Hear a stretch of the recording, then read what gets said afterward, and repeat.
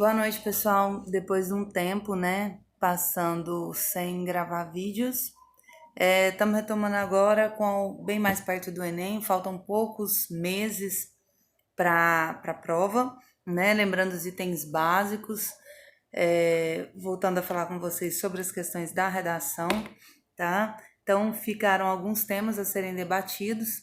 Tem algumas sugestões no Instagram, @JussaraMartinsFabiano. Tem algumas coisas também no Facebook, tá? Que vocês podem acompanhar. E aqui a gente vai falar de um tema que é a depressão, mal do século XXI, um dos temas debatidos aí largamente por alguns sites de redação. Bom, como o tema possivelmente não vai ser um tema muito social, acredito que a depressão vai ser um tema relevante, né, nessa discussão. Basicamente, quero lembrar para vocês nesse vídeo, quando a gente for fazer a redação dissertativa, sempre lembrar dos 5 parágrafos, né? Nossa técnica é sempre a dos 5 parágrafos. No primeiro você vai colocar a introdução, no segundo, no terceiro e no quarto é o desenvolvimento e no quinto a conclusão.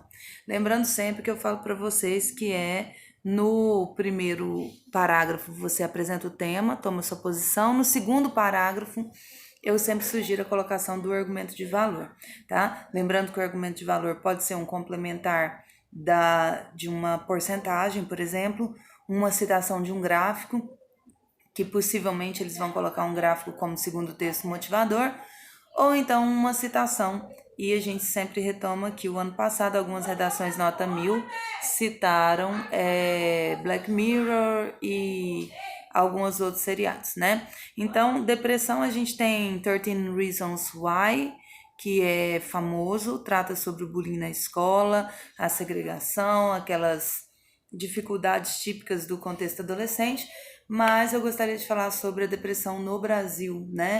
Que é uma em cada 20 pessoas, segundo dados da zencub.com.br, é afetada pela depressão. Desse percentual, 322 milhões de pessoas vivem com depressão em todo o mundo. Então, isso é um dado que pode ser usado como argumento de valor.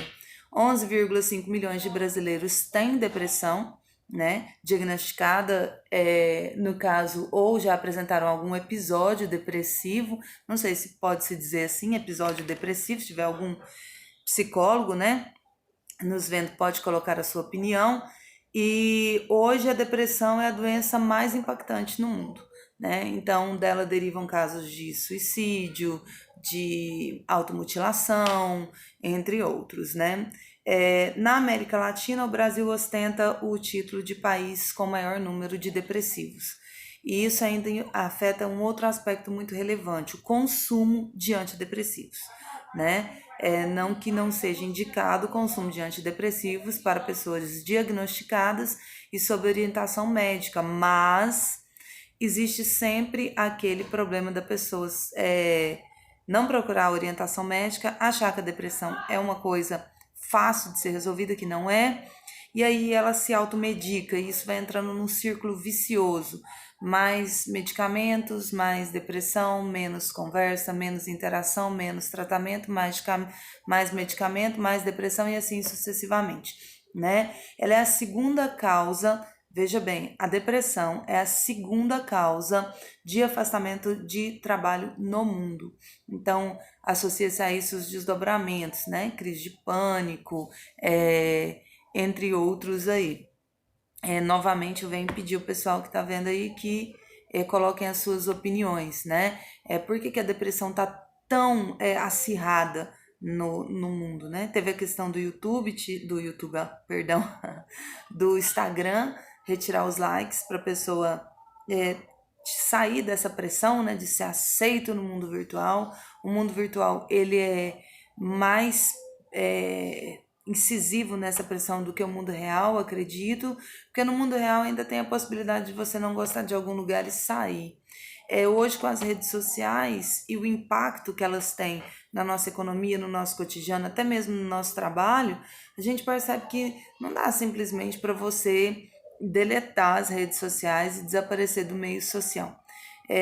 Prova disso são as inúmeras celebridades, né, que nós temos visto sair da internet, voltar para a internet, porque ela acaba sendo um meio de trabalho. Mas até que ponto esse ambiente virtual de trabalho é saudável e até que ponto esse ambiente virtual de trabalho influencia na depressão? Mais ou menos US$ 1 trilhão é o valor de perda econômica mundial gerada pelas consequências dos transtornos mentais. Então, agora a gente tem o mês amarelo, né, para tratar disso, e essa perda financeira, ela é substancial no mercado econômico, né, e as pessoas também são vistas com muito preconceito. O número de mulheres afetadas pela depressão é 30% mais elevado que o de homens. E aí fica o questionamento, né? Por que as mulheres são mais afetadas pela depressão?